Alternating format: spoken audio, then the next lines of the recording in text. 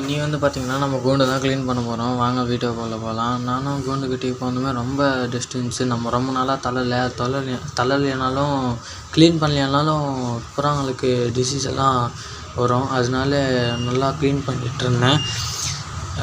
மொத்தம் க்ளீன் பண்ணதுக்கப்புறம் நீங்களே பாருங்கள் எவ்வளோ சத்தம் வருதுன்ட்டு. நானும் உங்களுக்கு காமிக்கிறேன். ஃபுல்லாக டஸ்ட்டு தான். இப்போதைக்கு மொத்தம் க்ளீன் பண்ணியாச்சு. இது உள்ளெல்லாம் இன்னும் க்ளீன் பண்ணோம்னா மொத்தம் தண்ணி ஊற்றணும். அது இன்னொரு நாள் உங்களுக்கு ஒரு வ்ளாகாக எடுத்து போடுறேன்.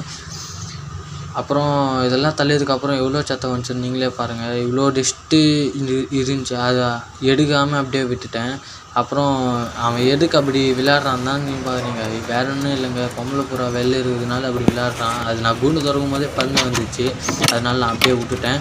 இப்போ கூண்டு திறந்து அதுவே மெல்லியமாக உள்ளே தள்ளிடலாமா நம்ம அப்படின்ட்டு நானும் மெல்லியமாக அத்தையும் துரத்திட்டு போயிருந்தேன். அதுவும் மெல்லியமாக பறக்காமல் நல்லா போயிருந்துச்சு. போனதுக்கப்புறம் மெல்லியமாக நானும் அப்படியே தள்ளிட்டு போயிட்டு கூண்டு